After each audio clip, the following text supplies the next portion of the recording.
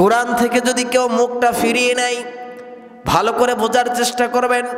আল্লাহর জিকির থেকে যদি কেউ মুখটা ফিরিয়ে নেয়, কোরআন নামক জিকির থেকে যদি কেউ আল্লাহ রাব্বুল আলামিনের কোরআন থেকে মুখটাকে ফিরিয়ে নিল, আল্লাহ বলেছেন তার দুনিয়ার জীবনটাকে আমি আল্লাহ রাব্বুল আলামিন সংকীর্ণ করে দিব। নাউজুবিল্লাহ পড়েন। কোরআন যদি আপনি তেলাওয়াত না করেন, কোরআন নামক জিকির থেকে যদি মুখটাকে ফিরিয়ে নেন, আল্লাহ বলেছেন তার দুনিয়ার জীবনকে আমি আল্লাহ রাব্বুল আলামিন ছোট করে দেব। নাউজুবিল্লাহ পড়েন। টাকা থাকবে, কোনো সুখ থাকবে না, সম্পত্তি থাকবে, সন্তান কথা শুনবে না, স্ত্রী পরকিয়া করবে, সন্তানেরা গাঁজা খেয়ে চিত হয়ে পড়ে থাকবে। আল্লাহ বলেছেন বান্দারে, কোরআনটা তোমার নিয়মিত তিলাওয়াত করতে হবে। কোরআন যদি তুমি নিয়মিত তিলাওয়াত না করো, কোরআন নামক জিকির থেকে যদি তুমি মুখটাকে ফিরিয়ে নাও, আল্লাহ বলেছেন তার দুনিয়ার জীবনকে আমি আল্লাহ রাব্বুল আলামিন সংকীর্ণ করে দেব। নাউজুবিল্লাহ পড়েন। কোরআন নামক জিকির থেকে যদি মুখটাকে ফিরিয়ে নেয়, আল্লাহ বলেছেন তার দুনিয়ার জীবনকে আমি আল্লাহ রাব্বুল আলামিন সংকীর্ণ করে দিব, তার দুনিয়ার জীবনকে ছোট করে দেব। টাকা থাকবে, পয়সা থাকবে, ব্যাংক ব্যালেন্সের মালিক হবে, কিন্তু তার পরিবারের মধ্যে কোনো সুখ থাকবে না। কিন্তু আমার দেশে মাঝে মাঝে দেখা যায় অনেক শিক্ষিত লোক মাস্টার্স পাস করেছে, ডক্টরেট ডিগ্রি নিয়েছে, ইঞ্জিনিয়ার হয়েছে, কিন্তু কোরআনের দিকে নজর করলেই তাদের মাথা ব্যথা করে। আছে না নাই? কোরআনের দিকে নজর করলেই তাদের মধ্যে গা জ্বালা পোলা করতে শুরু করে।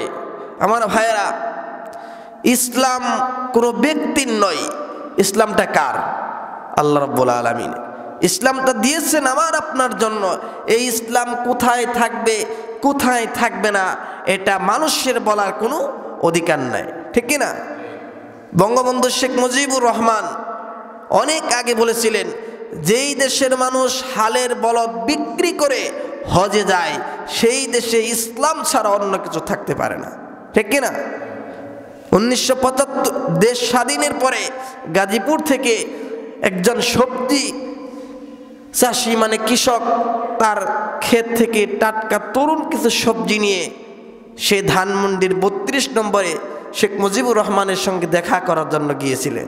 যাওয়ার পর দারোয়ান তাকে বাধা দিল, বলতেছে আমি নেতার সঙ্গে দেখা করার জন্য আসছি, আমার গ্রাম থেকে টাটকা কিছু সবজি নিয়ে নেতার সঙ্গে দেখা করার জন্য আসছি। দারোয়ান বলতেছে না, ঢুকতে দেওয়া যাবে না, কারণ অনেক প্রটোকল মেনটেন করে নেতার সঙ্গে দেখা করতে হবে, দেখা করার কোনো সুযোগ নাই। নেতা দোতলা থেকে দেখতেছে দৃশ্যগুলো, দেখে দারোয়ানকে বলতেছে, দারোয়ান এই লোকটাকে ঢুকতে দাও। যখন ঢুকতে দেওয়া হলো, নেতার সঙ্গে কথা হলো, সাক্ষাৎ হলো, সকালের খাবার খেলেন। এক পর্যায়ে যখন চলে আসবেন, বঙ্গবন্ধু শেখ মুজিবুর রহমান তাকে বলতেছে, তোমার হাতে আমি এই 20টা টাকা ধরিয়ে দিলাম।